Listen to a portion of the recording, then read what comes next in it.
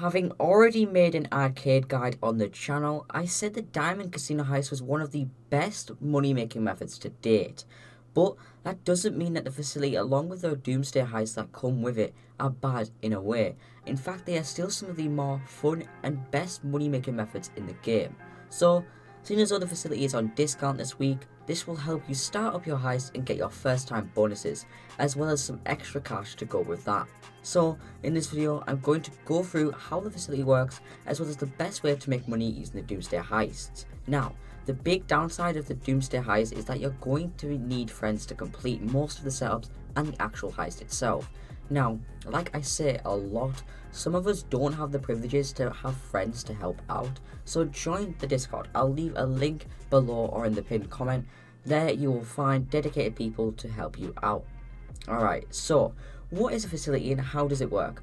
Well, the whole concept, just like the arcade, is to start up the Doomsday scenario. The Doomsday scenario is a set of heists, 3 to be exact, and all 3 heists form a storyline that can generate you a lot of money. We will get into what the heists are about, as well as how this facility works. Before we get into that though, you're going to need to know the best location for a facility because there's quite a few to choose from. Obviously, in a game like GTA Online, time is money, and with there being a lot of setups to each of the Doomsday heists, you won't really know which one to buy.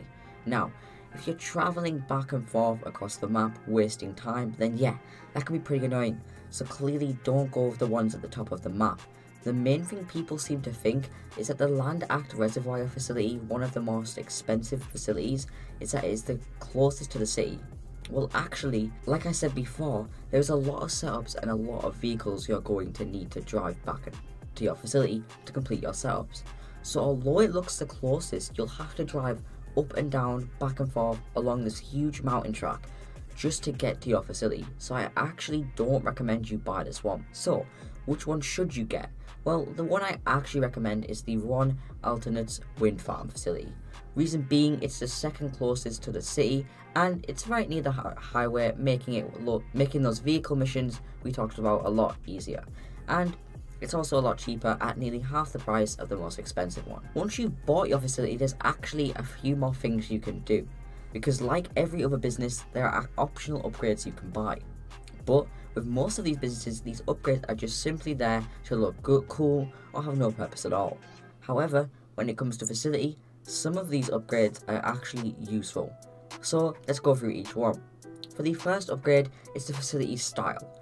Now, this is basically going to just simply change the colour of the walls and the tables, and this is going to cost you up to $450,000, so definitely stay away from this one if you're short on cash. The second upgrade is facility graphics, and just like facility style, this is simply here to make your facility look nice, so again, if you're low on money, just skip this one. Now for the next one, it's the orbital cannon, and well, yeah, not much to say really. Although the concept for the orbital cannon is cool and all, it's just too goddamn expensive. This will cost you $900,000 just to fit it into your facility, and this will allow you to shoot another player with an orbital strike for a nice $750,000. So like I said, just yeah, don't waste your money on this one. Next one is the security room, and like with the orbital cannon, yeah, the concept is cool and all, but it's pretty pointless. The security room is going to allow you to send an elite strike team on other players, so basically just Merryweather but more OP, I guess. So again, probably don't buy this one. Next up is the lounge, which again, like all the others, it's just cosmetic and serves no purpose, so again, don't buy this one. Now, the last one, on the other hand, is the sleeping quarters. This is the only one I recommend you buy. It's going to allow you to spawn at your facility anytime you load into a session. So yeah, that's going to reduce a lot of traveling time and make things a lot more easy for you. Okay, so once you have actually bought your facility, head on over to it, and this is probably one of the coolest looking cutscenes to enter a business I've ever seen. Very quickly, once inside, you're going to notice the sheer size of this property, because this is the biggest property within GTA Online. The actual reason it's this big is because it can allow you to store up to 7 personal vehicles. 4 of those are specialized vehicles that actually came as part of the Doomsday DLC, and one of those is the Avenger. The Avenger is basically a full-blown out flying MOC. So that's pretty cool, I guess. Now heading over to the actual facility itself, you're going to see a desk area with a personal assistant who will allow you to get free snacks, so that's always welcomed, as well as request a Pegasus vehicle too. And at the end of the hallway, the most important area is the heist planning room. This is going to allow you to start up the Doomsday scenario, so without further ado, let's jump into what the Doomsday heists are all about, and most importantly, how much money you'll be making from them. Like I said before, there is a total of 3 heists within the Doomsday scenario, and these are basically built up into a story format. Act 1 till Act 2, then to Act 3. Without really ruining the story for you, these heists are all basically about saving the world from a natural, Doomsday scenario. And it's a cool way to show it all within a storyline, making it easier for people to follow along and get more immersed within the story. Same thing with the casino heist, you don't actually need 4 people to help you. You can simply just have 2 or however many people you choose. So obviously that means a bigger and better cut, and not having to put up with the hassle of finding 4 players, which is always the best really. Now, the payouts. For Act 1, right off the bat, if you do it on normal, this is going to make you $650,000. But if you complete it on hard, this will make you $812,000. Now for Act 2, that's going to pay out $900,000. But if you do it on hard, that's going to make you $1.14 million.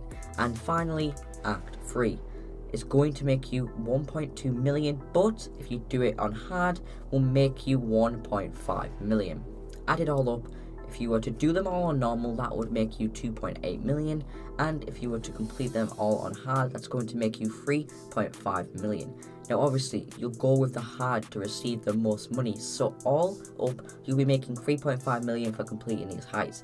Now obviously, depending on how many people you did these heists with, say for instance you completed it with 2 people with a 50% cut each, that would make you $1.75 million just for completing all the heists, and that's without any of the bonuses. But which bonuses are there? Well, let's get into those. Once you complete all acts, you're going to get your first time bonus. That will make you $50,000 extra. On top of that, if you complete each heist in order, which shouldn't be a problem at all, that's going to make you $500,000 extra just for completing it in order. Now, this is an extra loyalty bonus. Depends if you want to do this one, because it's a lot more harder to do.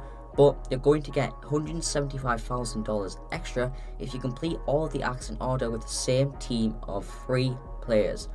So if you were to earn all those bonuses, that will earn you an extra $725,000. So I mean, that's a win-win really.